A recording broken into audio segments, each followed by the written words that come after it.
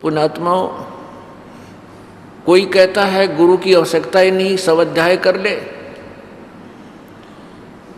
कोई कहता है कोई एक गुरु बना लेना चाहिए, गुरु के बिन मोक्ष नहीं।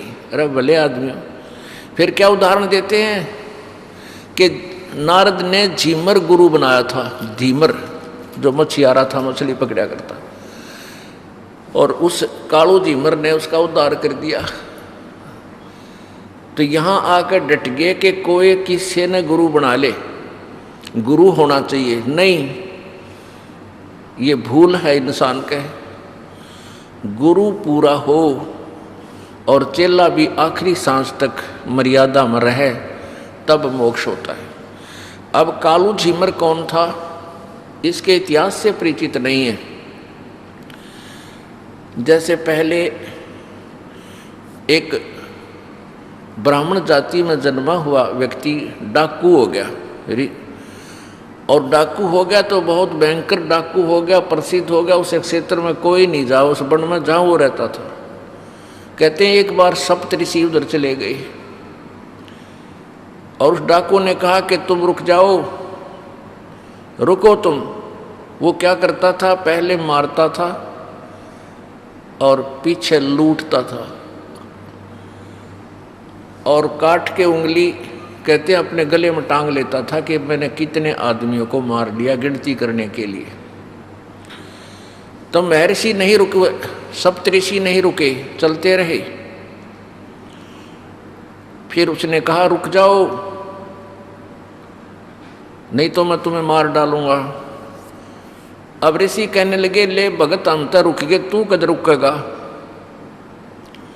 हम तो रुक गए, क्योंकि उन पूरी कॉन्फिडेंस के साथ उसका सामना किया। नहीं तो उसकी तक शक्ल देखते घी गिबत जाया करती इंसान की।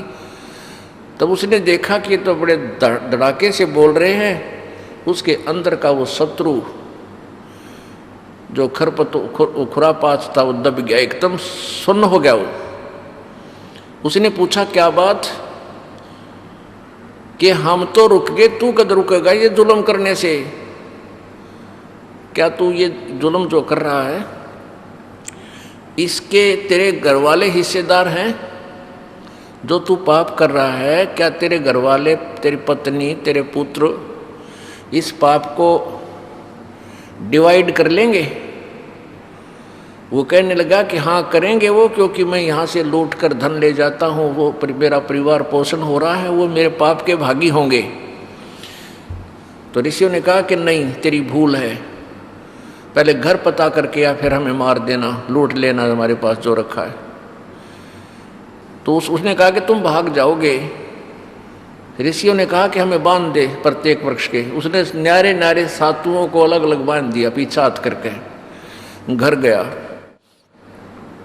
घर जाके उसने अपनी पत्नी से पूछा कि मैं जो ये पाप कर रहा हूँ, क्या आप मेरा इसमें सहयोग देंगे, ये पाप के भागी बनोगे?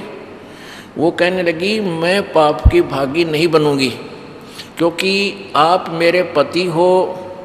मुझे इस वचन के साथ आप लाए थे कि आप मेरे घर का संभालना, बच्चों का पालन करना, मैं कमा के लाऊंगा।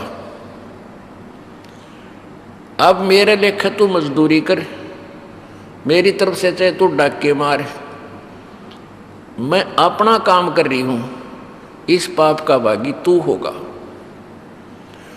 फिर बच्चों से पूछा, बच्चे भी कोई 10 वर्ष का, कोई 12 वर्ष का, कोई 15 वर्ष का। और पहले सभी ब्राह्मण लोग अपने बच्चों को गुरुकुलों में भेजा करते थे ऋषियों के पास शिक्षा देने के लिए, लेने के लिए। तो गुरु लोग तो शिक्षा अच्छी ही देते हैं।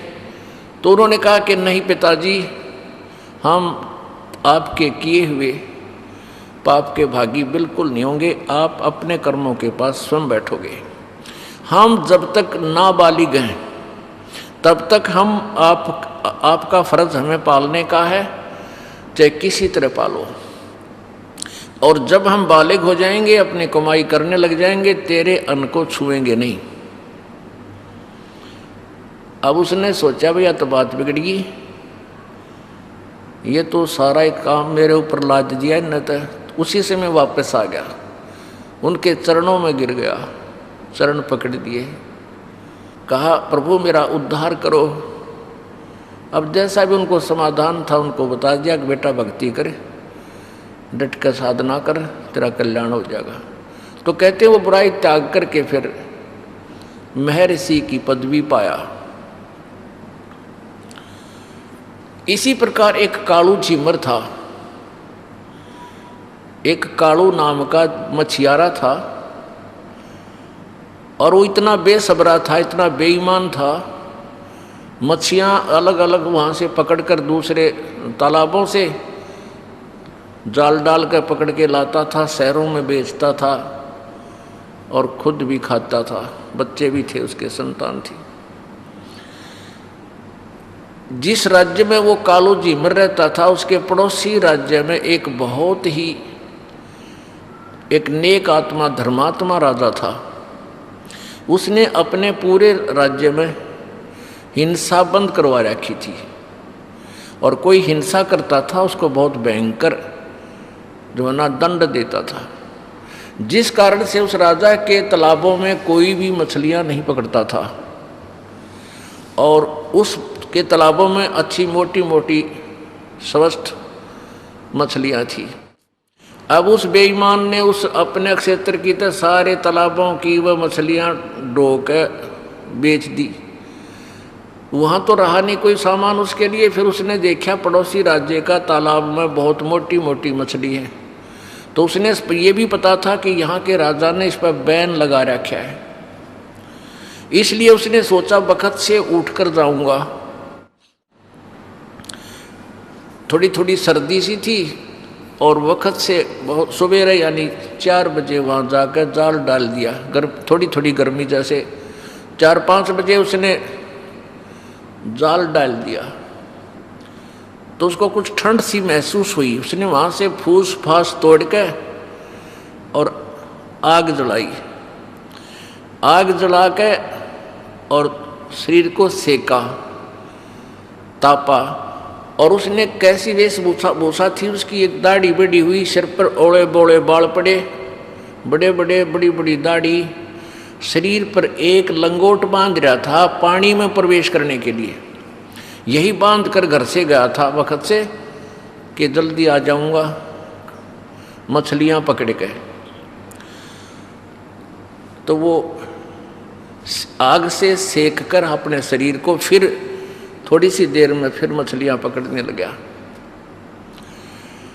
इतनी देर में क्या हुआ कि कुछ रोशनी सी हो गई, सूर्य उदय होने वाला ही था।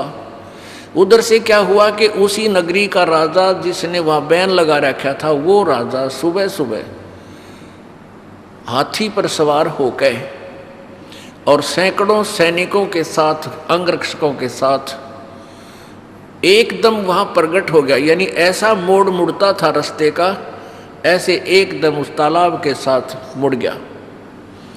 तालाब वहाँ से ज़्यादा जो है ना 10 एकड़ की दूरी पर होगा। हाथी की गले में एक घंटियां बंधी होती हैं, वो एकदम मुड़ते ही घंटी की आवाज़ उसके कानों में पड़ी। कालू जी मर गए। उसने सोचा ही तो राजा आ गया, आज मर गया तू, तेरे पूरे परिवार ने मारेगा।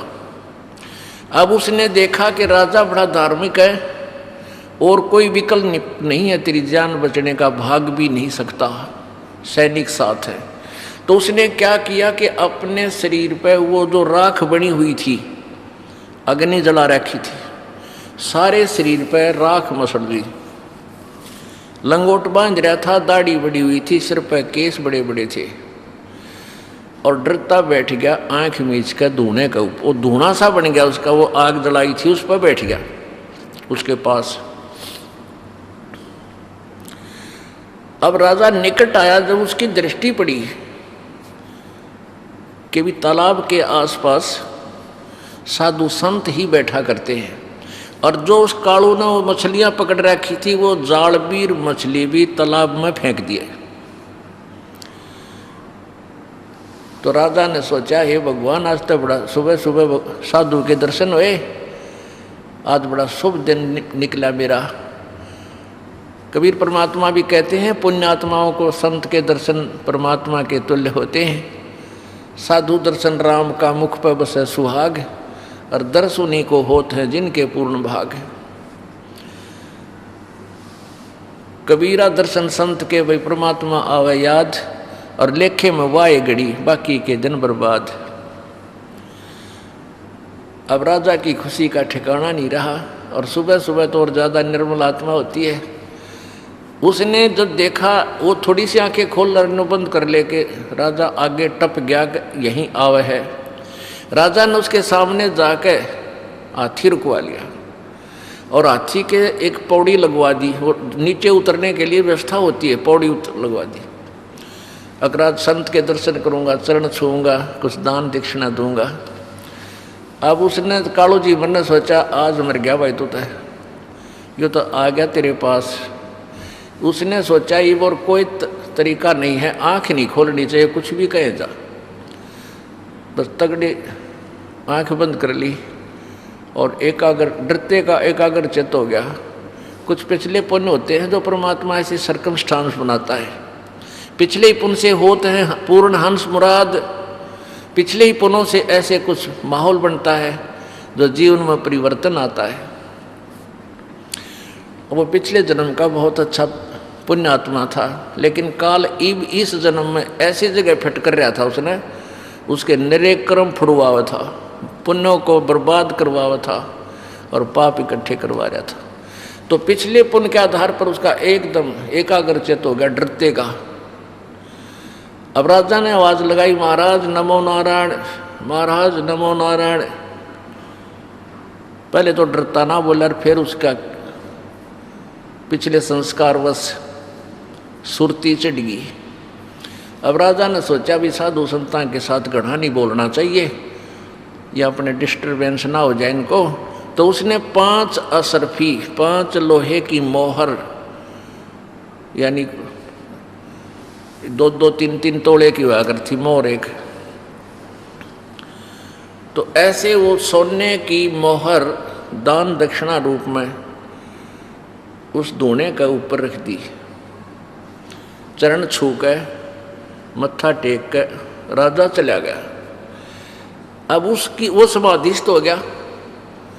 अब उसकी पत्नी को पता था कि आज मेरा पति बहुत खतरे की जगह गया हुआ है और लेट हो गया, क्यों नहीं आया। वह बाट इंतजार करके घर से चली। तालाब, जिस तालाब पर उसने बताया था वहीं पहुंची।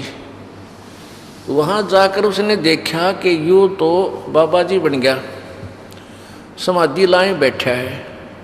और इसने नो भी डर को ना कि भाई या तू कैसे बैठा है, कोई आ गया तो तुझे पकड़ देगा।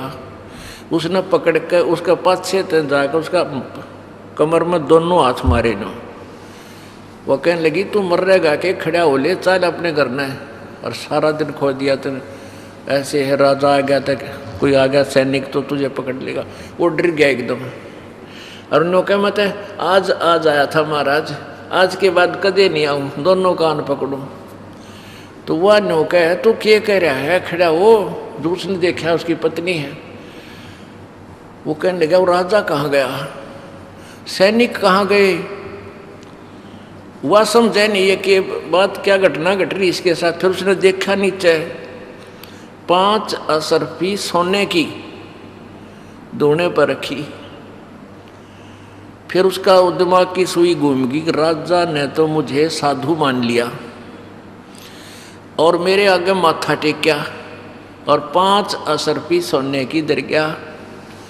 अब उसने विचार किया कि हे भगवान, मैं तो नकली संत बना था, और नकली संत बनने से भी इस भोपाल ने भी मेरा आगे माथा टेक दिया। जब मैं असली संत बन जाऊं तो ना जाने क्या होगा।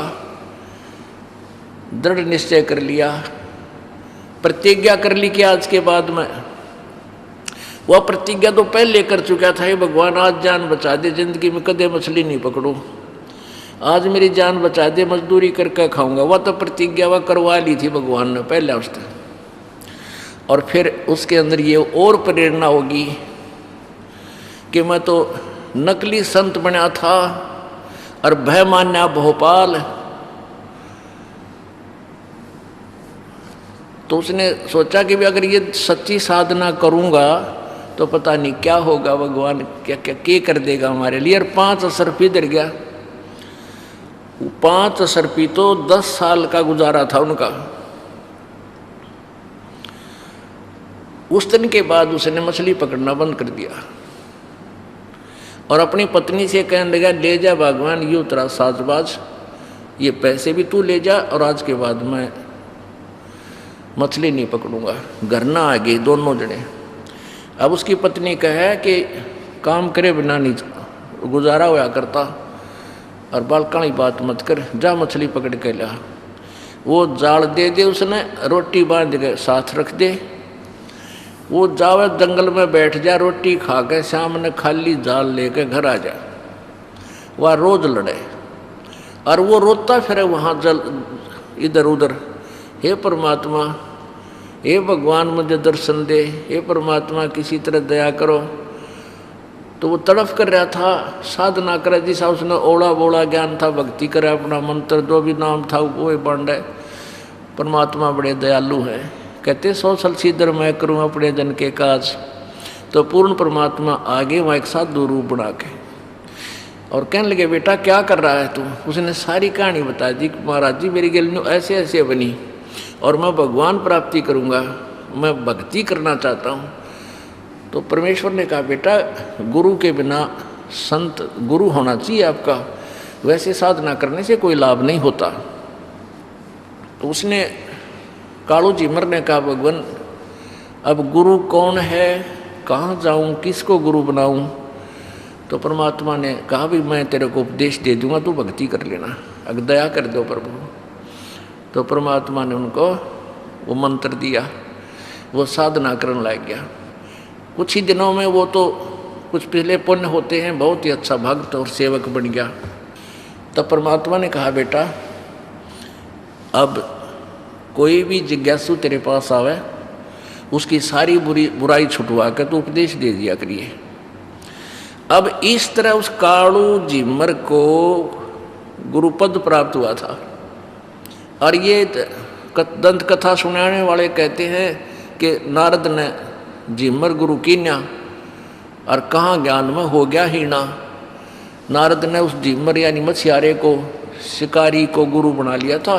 बस गुरु हो कि साय हो, वो तो शिकारी था, फिर भी नारद का उद्धार हो गया। नहीं, उससे वो शिकारी नहीं था, वो महापुरुष था। तो पुण्यात्माओं, ये लोक वेद हम सुन रहे थे, इस तत्व ज्ञान ना होने से हम ऐसे ही अटकलों पर अड़े रहे। परमात्मा क्या बताना चाहते हैं कि पूरे गुरु तो बात बढ़ेगी, जिसको अधिकार हो नाम देने का, नहीं तो किसी भी सत्र का, चाहे आप ब्रह्मा की साधना करते हो, चाहे विष्णु की, चाहे शिव जी की, चाहे ब्रह्म की, आपको उसके सत्र का भी गुरु चाहिए। और उनसे क्या लाभ है वो आपको पता ही लग जाएगा। फिर आप पूर्ण संत परम अक्षर ब्रह्म की साधना ही करोगे तो उसका भी पूर्ण ही संत चाहिए, पूरा ही मार्गदर्शक चाहिए, तब लाभ होगा। गुरु बिन माला फेरते, गुरु बिन देते दाने, गुरु बिन दोनों निष्फल हैं, चाहे पूछो वेद पुराण।